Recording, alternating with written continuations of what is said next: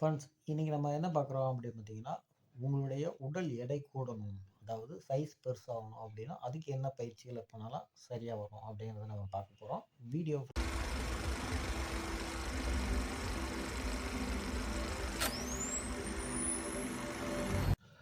Friends, உங்களுடைய total உடம்பு, அதாவது முழு உடலும் சைஸ் பெருசாகணும், எடை கூடணும் அப்படின்னா அதற்கான பயிற்சி தான். நீங்கள் வந்து புதுசாக ஜிம்மில் ஜாயின் பண்ணியிருக்கலாம்.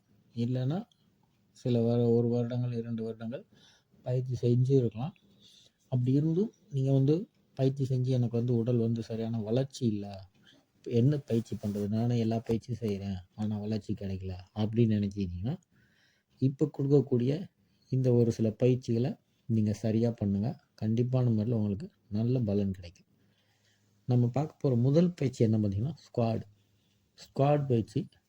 இந்த ஸ்குவாட் வந்து எல்லா மசிலையும் ஆக்டிவேட் பண்ணும். அதாவது உங்கள் உடலில் டோட்டல் பாடி ஃபுல்லாக எல்லா மசிலும் ஆக்டிவேட் பண்ணக்கூடிய ஒரே பயிற்சி என்ன அப்படின்னு பார்த்தீங்கன்னா, ஸ்குவாட் ஒர்க் அவுட் மட்டும்தான். ஏன்னா இது பண்ணிங்கன்னா உங்கள் தைஸ் வந்து ஒர்க் அவுட் ஆகும்.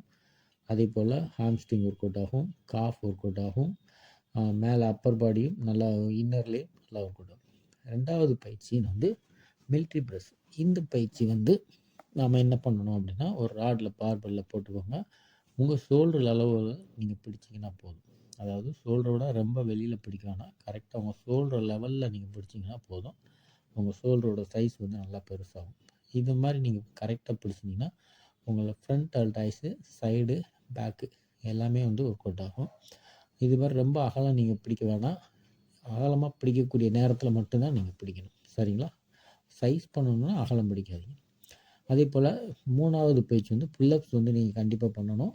இந்த புல்லப்ஸ் வந்து ரொம்ப முக்கியமான பயிற்சி. ஏன்னா எவ்வளோ தான் நம்ம மிஷினில் பயிற்சி பண்ணாலும் புல்லப்ஸ் வந்து உங்களுடைய வெயிட்டை நீங்கள் தூக்கக்கூடிய பயிற்சி. ஒரு 50 கிலோ நீங்கள் எடை இருக்கீங்கன்னா 50 கிலோவை நீங்கள் வெயிட்டை தூக்கக்கூடிய பயிற்சி. ஸோ நல்ல பயிற்சி. அப்பர் பாடிக்கு, பேக்கில் முதுகு வளர்ச்சிக்கு அருமையான ஒரு பயிற்சி அந்த புல்லப்ஸு. அதற்கு அடுத்த பயிற்சி வந்து டெட் லிஃப்ட் பண்ண போகிறோம். டெட் லிஃப்ட் பண்ணிங்கன்னா உங்களுக்கு வந்து பேக் பெயின் வந்துடுது அதிக வெயிட் போட்டால் அப்படின்னு நீங்கள் யோசிச்சிங்க அப்படின்னா, சரியான அளவு எடையை வந்து உபயோகப்படுத்துங்க. அதே அளவுக்கு மீறிய எடையை வந்து போட்டுக்கிட்டு இந்த மாதிரி நீங்கள் கஷ்டப்பட்டு செஞ்சு முதுகில் வந்து வலியை ஏற்படுத்தி கொள்ளாதீங்க. தேவையில்லாத பாடி பெயினை வந்து ஏற்படுத்தி கொள்ளாதீங்க. சரியான அளவில் வந்து நீங்கள் பண்ணணும்.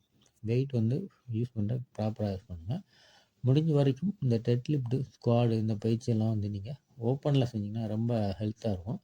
ஏன்னா ஒரு பில்டிங் உள்ளே பண்ணும்போது அந்த ஏர் வந்து மற்ற மாணவர்கள்லாம் செய்யும்போது அந்த சுவாசத்தை தான் நம்ம வந்து சுவாசிக்க முடியும். உங்களுக்கு வந்து எனர்ஜி லெவல் வந்து குறையும். இது மாதிரி அவுட்டோர் பிளேஸ் உங்களுக்கு இருந்ததுன்னா நல்லா அவுட்டோரில் பண்ணுங்கள். நல்ல உங்களுக்கு எனர்ஜி கிடைக்கும். வெயிட் நல்லா யூஸ் பண்ணி நல்லா பண்ணலாம். அடுத்தபடியாக நம்ம பார்க்குற பயிற்சி பெஞ்ச் ப்ரெஸ் பயிற்சி. இந்த பெஞ்ச் ப்ரெஸ் பயிற்சி வந்து டோட்டல் செஸ்ட்டு வந்து அப்பர் பாடியில் இருக்கக்கூடிய செஸ்ட்டு, ஓவரால் செஸ்ட் வந்து டெவலப் பண்ணக்கூடிய ஒரு அற்புதமான பயிற்சி தான் சொல்லணும். ஸோ இதை விட செஸ்ட்டு பயிற்சிக்கு, செஸ்ட்டு மசிலுக்கு ஒரு அற்புதமான பயிற்சி இல்லைன்னு தான் சொல்லணும். சூப்பரான ஒரு கூட்டு. இன்க்ளைன் பண்ணலாமா, தம்பிள் பண்ணலாமாலாம் இல்லை. ஃப்ளாட் பெஞ்சில் பார்பல் ராடெல்லாம் மாட்டிக்கிட்டு வெயிட்டு போட்டு பண்ணுங்கள். உங்களுக்கு எடை வேணும்னா 2வது செட்டுக்கோ 3வது செட்டுக்கோ வெயிட் வேணும்னா நீங்கள் அதிகப்படுத்தி கொள்ளலாம். அதே போல் எடை உங்களுக்கு தூக்க முடியாத சூழ்நிலை இருந்துச்சுன்னா உங்கள் பார்ட்னரை பக்கத்தில் வச்சுட்டு இந்த மாதிரி வந்து நீங்கள் ஹெல்ப்பில் வந்து செய்யலாம். முடிந்த வரையிலும் ஒரு முதல் செட்டு 2வது செட்டெல்லாம் உங்களுடைய சொந்த உழைப்பில், சொந்த எனர்ஜியில் பண்ணுங்கள். கடைசி செட்டு வந்து இந்த மாதிரி நீங்கள் ஹெல்ப் பண்ணி செஞ்சுக்கலாம், தவறில்லை. ஆரம்பத்தில் ஃபஸ்ட் செட்லேயே வந்து ஹெல்ப் போடாதீங்க. அப்போ தான் உங்களுக்கு வந்து மசில் வந்து டெவலப் ஆகும். அதனால் செஸ்ட்டு பயிற்சியை மெதுவாக நீங்கள் பண்ணணும். ப்ரீத் இன் ப்ரீத் அவுட்டு கண்டிப்பாக பண்ணணும். இந்த மாதிரி ஸ்குவாட் வந்து நாங்கள் மிஷினில் பண்ணலாமா அப்படின்னு கேட்டிங்கன்னா பண்ணலாம். உங்களால் இதுவும் ஒரு விதமான சேஃப்டி தான். அது முடியலைன்னா ஸ்குவாட் வந்து நீங்கள் மிஷினில் பண்ணிக்கோங்க. இந்த பயிற்சியெல்லாம் செய்யும்போது சரியான ப்ராப்பரான ஃபுட்டு வந்து நீங்கள் எடுக்கணும். வாரத்தில் 2 நாள் வந்து ரெஸ்ட்டு கண்டிப்பாக வேணும். அது போக சண்டே வந்து ரெஸ்ட்டு. 3 நாள் ரெஸ்ட் விட்டுடுங்க. 4 நாள் வந்து ஒர்க் அவுட் போட்டிங்கன்னா போதுமானது. உங்களுடைய ஏதாவது ஒரு ஸ்ப்ளிட் வந்து வச்சுக்கோங்க. அதுக்கேற்ற மாதிரி நீங்கள் பயிற்சியை வந்து ஃபாலோ பண்ணுங்கள். ஃபுட்டு தரமாக எடுத்துக்கோங்க. நன்றி நண்பர்களே. மீண்டும் நல்ல ஒரு பதிவில் சந்திக்கலாம். நன்றி. சேனலை ஃபாலோ பண்ணுங்கள்.